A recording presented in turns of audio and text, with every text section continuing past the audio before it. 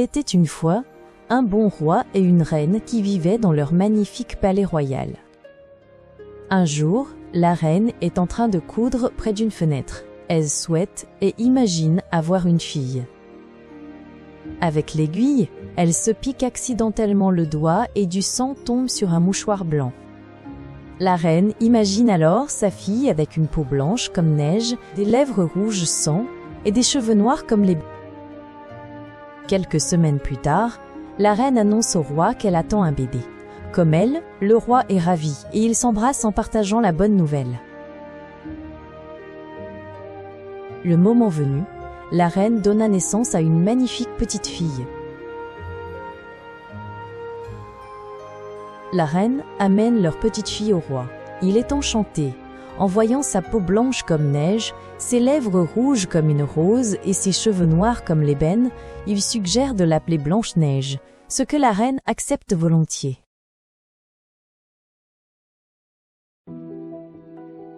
Quelques semaines plus tard, la charmante reine mourut subitement. Un an environ plus tard, le roi épouse une autre femme qui devient sa reine. Elle est très belle. Le roi se rend vite compte que sa nouvelle reine ne se soucie pas beaucoup de blanc. La reine est très belle. Elle possède un miroir magique qu'elle regarde fréquemment. Elle demande au miroir, miroir magique au mur, qui est la plus belle de toutes.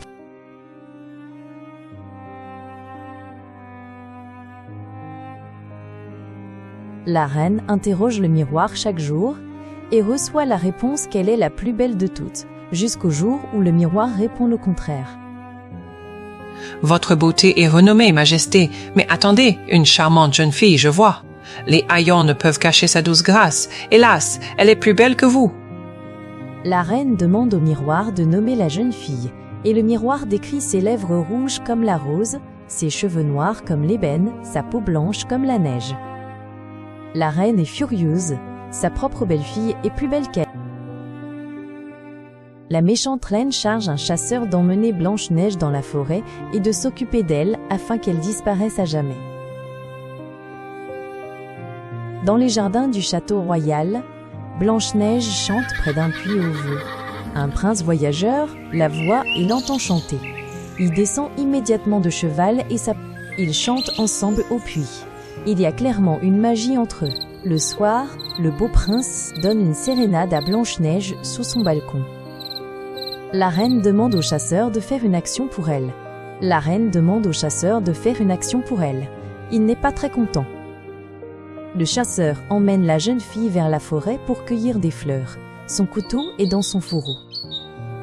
Le chasseur emmène la jeune fille au plus profond de la forêt. Une belle biche amicale et un faon s'approchent de la jeune fille. La reine dit à Blanche-Neige qu'elle a organisé pour elle un voyage dans la forêt. Là, elle pourra cueillir des fleurs, voir les animaux et ramasser des baies. Le chasseur conduit Blanche-Neige dans la forêt. Elle croit qu'ils vont cueillir des fleurs et voir des animaux. Le chasseur poursuit la jeune fille en essayant de l'attraper. Elle court en avant et il la suit, essayant de l'attraper. Soudain, le chasseur sort son couteau et essaie d'attraper Blanche-Neige. Elle court aussi vite qu'elle le peut et le chasseur la poursuit. Il parvient à lui saisir le bras. Elle essaie de continuer à courir, mais il est trop puissant. Puis il a un remords. Il lui dit que la méchante reine lui a ordonné de l'emmener dans la forêt et de la tuer. Il dit qu'il ne le fera pas, qu'il ne peut pas. Il lui dit « Cours, Blanche-Neige, cours, cours pour sauver ta vie et ne reviens jamais au château. Refais ta vie ailleurs, maintenant va. » Blanche-Neige court dans la forêt. Il y a un instant à peine. Elle était avec un chasseur en promenade dans la forêt pour cueillir des fleurs. Maintenant elle est traquée, n'a nulle part où aller et ne peut pas rentrer chez elle au château. Elle court, elle ne sait pas où aller ni où elle est. Finalement, elle tombe sur un mignon petit chalet. Elle espère que elle frappe à la porte, mais il n'y a pas de réponse. Alors, elle essaie la porte et entre dans un chalet très ordonné. Il y a 7 assiettes dressées avec de la nourriture et 7 petits lits. Qui pourrait bien vivre ici? Après toute cette errance et cette course à travers la forêt, elle a faim. Elle mange un peu de nourriture dans chacune des 7 assiettes. Elle est fatiguée et aimerait s'allonger, mais les 7 lits sont trop petits, même pour elle. Elle trouve un lit plus grand dans la pièce suivante, alors elle s'allonge et s'installe pour dormir. Pendant ce temps, la reine interroge à nouveau son miroir. « Miroir magique en mon pouvoir, qui est la plus belle de tout le pays ?» Le miroir répond. « Ma reine, vous êtes la plus belle ici, c'est certain.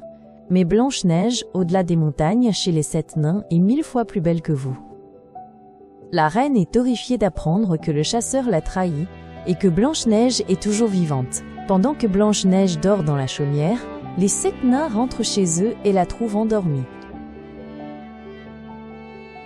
Quand elle se réveille, elle leur raconte comment elle a dû fuir pour sauver sa vie et n'a nulle part où vivre. Ils lui disent qu'elle est la bienvenue pour vivre avec eux. En échange, elle gardera l'endroit propre et rangé et elle pourra leur préparer des repas. Blanche-Neige était de nouveau heureuse. Elle tenait la maison pour les nains et ils l'ont accueillie chaleureusement et en sécurité.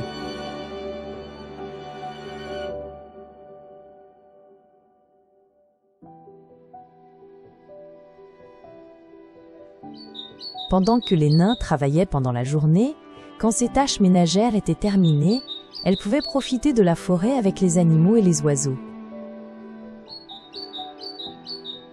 La méchante reine se regarde à nouveau dans le miroir et demande à voir Blanche. Le reflet montre Blanche-Neige travaillant dans le chalet, puis la montre profitant de la nature dans la forêt. La reine est furieuse. Ce chasseur était censé s'être débarrassé de Blanche-Neige une fois pour toutes. Elle sait maintenant qu'elle devra s'occuper de Blanche. La reine se regarda dans son miroir de maquillage. Sa colère la rendait moins belle. En fait, elle avait l'air désagréable. Elle se regarde dans un autre miroir de sa chambre et voit Blanche-Neige la narguer en souriant et en étant heureuse. Avec un peu de maquillage, la reine se déguise en vieille femme. Elle lance un sort, prend sa bouteille de poison et verse du poison sur chaque pomme d'un panier qu'elle possède. Tout le panier de pommes a l'air délicieux et frais, mais chacune d'elles a été secrètement empoisonnée. Elle passe un peu de temps à perfectionner sa voix de vieille femme pour qu'elle corresponde à son déguisement. Portant son déguisement, elle prend le panier de pommes et se dirige vers la forêt. Finalement, elle arrive au chalet appartenant aux 7 nains. Elle est sur le point de poser le panier et de se reposer une minute. Mais Blanche-Neige apparaît et demande si elle peut aider celle qu'elle pense être une vieille dame. La reine dit qu'elle vend des pommes fraîches qu'elle a cueillies dans la forêt et les champs. Elle demande si les petits hommes sont à la maison. Blanche-Neige lui dit qu'ils sont au travail et ne rentreront pas avant l'heure du souper. La reine répond qu'elle reviendra plus tard, quand les petits hommes seront à la maison. Elle demande à Blanche-Neige « Eh bien, peut-être aimerais-tu en goûter une ?» Blanche-Neige répond « Eh bien, je ne peux pas faire ça, je n'ai pas de pièces de monnaie. » Elle poursuit « J'en prendrai probablement une quand les nains achèteront des pommes quand vous reviendrez. » Elles sont sur le point de vaquer à leurs occupations quand la reine dit « Oh ma chère, tu peux avoir une pomme gratuitement. Comme ça tu pourras dire à tes amis nains à quel point elles sont bonnes, et peut-être qu'ils m'en achèteront. »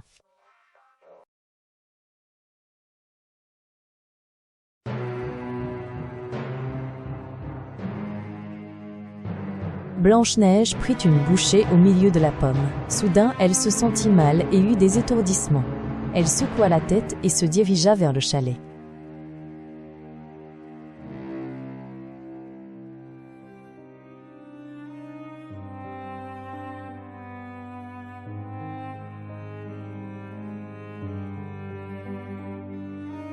Lorsque les 7 nains rentrèrent chez eux, après avoir travaillé toute la journée, ils furent bouleversés de trouver Blanche-Neige étendue sur le sol et ne répondant pas. Une pomme était à côté d'elle, avec quelques bouchées de...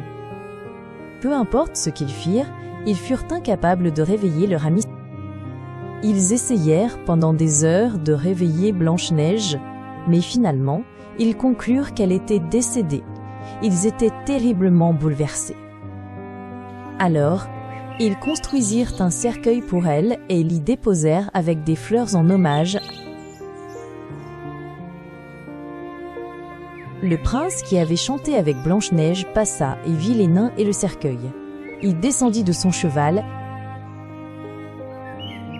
Le prince était très inquiet et triste. Avec la permission des nains, il ouvrit le cercueil et se pencha pour déposer un baiser d'adieu à Blanche. Alors qu'il l'embrassait, ses yeux papillonnèrent, puis elle ouvrit les yeux. Elle fut ravie de voir le beau prince.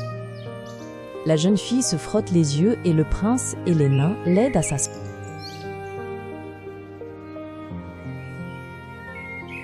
Le prince déclara son amour à Blanche-Neige, qui lui dit qu'elle l'aimait aussi. Le prince lui demanda de l'accompagner à son palais royal et de devenir sa femme. Elle accepta de le faire et d'épouser le beau prince.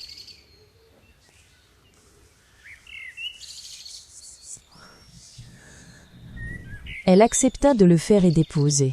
Et ces 6 ans, car Caronzette aux causes, de langues et des chactures. Elle accepta. Les nains étaient tristes de la voir partir, mais ils reconnurent qu'ils étaient faits l'un pour l'autre et leur souhaitèrent bonne chance. Blanche-Neige accepta de rendre fréquemment visite aux nains, accompagnée du prince pour la protéger.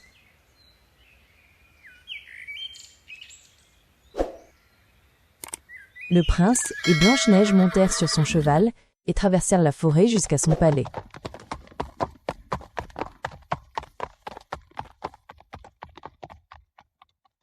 Le prince et Blanche-Neige se marièrent dans son palais royal. Ce fut une grande occasion, et tous célébrèrent leur mariage magique. Lorsque le ministre dit de le faire, le prince embrassa sa nouvelle épouse. Blanche-Neige était comblée de bonheur. À leur palais royal, ils organisèrent des danses et des bals. Blanche-Neige et le prince dansèrent toute la nuit.